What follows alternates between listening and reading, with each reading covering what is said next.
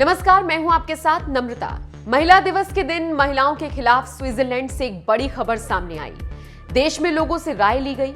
इस वोटिंग में लोगों को एक मुद्दे पर पक्ष और विपक्ष में वोट करने थे।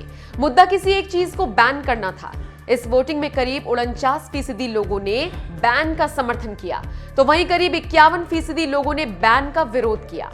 लेकिन उसके बाद भी बैन को कानूनी रूप से स्वीकृति मिल गई और ये वोटिंग हुई थी स्विट्जरलैंड में बुर्का और नकाब बैन को लेकर।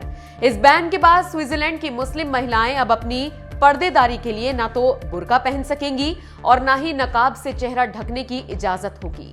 दिलचस्प बात यह है कि स्विट्जरलैंड सरकार ने इस बैन को खारिज करने की अपील की है। अब आपके दिमाग में सवाल आ रहा होगा कि आखिर स्विट्जरलैंड में ये बैन क्यों लगाया गया है। तो इस पूरे मामले को समझने के लिए आपको थोड़ा सा पीछे जाना होगा। क्या है पूरा मामला? इस पूरे मामले की हकीकत को समझने के लिए आपको पहले यूरोप के हालातों को समझना होगा। यूरोप में कुल 44 देश हैं। कुल आबादी है लगभग 74 करोड़। आबादी का बहुसंख्यक वर्ग ईसाई है। 2016 तक के आंकड़ों के मुताबिक यूरोप में मुसलमानों की संख्या थी करीब 2.5 करोड़। बड़ी बात यह थी कि इस मुस्लिम आबादी का एक बड़ा हिस्सा वो था जो पश्चिमी अफ्रीका, इराक और अफगानिस्तान के हिंसा प्रभावित क्षेत्रों से आए हुए लोग थे। बड़ी बात यह है कि यूरोप में मुस्लिम आबादी ज्यादातर साल 2014 से 2016 के बीच बढ़ी। वजह साफ थी, क्योंकि इस दौरान सीरिया, इराक और अफगानिस्तान जैसे मुस्लिम देशों में युद्ध चल रहे थे। बिगड़े हालातों की वजह से लोग जान बचाने के लिए दूसरे देशों में शरण ले रहे थे। तब इस तरह के शरणार्थियों का एक बड़ा हिस्सा यूरोप भी पहुंचा था। मुस्लिम लोगों को लेकर नजरिया। ये तो हमने यूरोप में मुस्लिम आबादी के आंकड़े बताए। जनसंख्या के लिहाज से तो ये विस्थापना कोई ज्यादा नहीं थी, लेकिन मुस्लिम लोगों को हाईलाइट करने की सबसे बड़ी वजह थी उनको लेकर नजरिया। साल 2001 में अमेरिका के वर्ल्ड ट्रेड सेंटर पर हुए हमले के बाद वेस्टर्न वर्ल्ड में मुस्लिम लोगों की छवि खराब होती चली गई। आतंक को इस्लाम से जोड़कर देखा जाने लगा। यूरोप में इस्लाम को खतरा माना जाने लगा। उसके बाद जब डेनमार्क और फ्रांस में पैगंबर के कार्टून छपे तो कई आतंकी हमले हुए। उसके बाद यूरोपीय देशों में मुस्लिमों को टारगेट किया जाने लगा। ऐसा नहीं कि सभी मुस्लिम सही हैं, कुछ गलत भी हैं जो अपनी कट्टर सोच की वजह से गलत काम करते हैं और इस तरह के कामों का समर्थन भी करते हैं, लेकिन ऐसे लोग कम हैं। दाढ़ी बढ़ाने, नमाज पढ़ने वाला हर मुसलमान खतरनाक नहीं हो सकता, लेकिन अगर मुसलमान लोगों से नहीं बल्कि इस्लाम को ही खतरा समझ लिया जाए तो आतंकी, कट्टरपंथी और आम मुसलमान के बीच का जरूरी फर्क थोड़ा सा धुंधला नजर आता है। यूरोप में मुसलमानों के साथ हो रहे इस तरह के बर्ताव के पीछे यही नजरिया है। उसके बाद यूरोप में जब से आतंकवाद ने दस्तक दी है, आईएसआईएस के आतंकियों ने यूरोप में कई हमले किए हैं, तब से इस्लामिक कट्टरता यूरोप के लिए गंभीर सुरक्षा का प्रश्न बन चुकी है। यहीं से यूरोप में इस्लाम विरोधी विचारधारा को बढ़ावा मिला। यूरोप में आतंक के दस्तक देने के बाद इस्लामिक प्रतीकों को खुरचकर मिटाया जाने लगा। जोर दिया जाने लगा कि पब्लिक प्लेस में कोई शख्स देखने से मुसलमान ना लगे। अब अगर आपसे कोई मुसलमान की पहचान पूछे तो आप उसके पहनावे और उसकी खास स्टाइल की दाढ़ी को ही बताएंगे।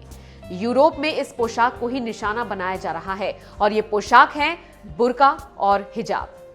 फ्रांस से हुई थी शुरुआत। इस तरह की पोशाक को बैन करने की शुरुआत फ्रांस से हुई थी, जब साल 2004 में फ्रांस के स्कूलों में किसी भी टीचर और स्टूडेंट के लिए बुर्का ना पहनना और माथे पर हिजाब ना लगाने का कानून लाया गया।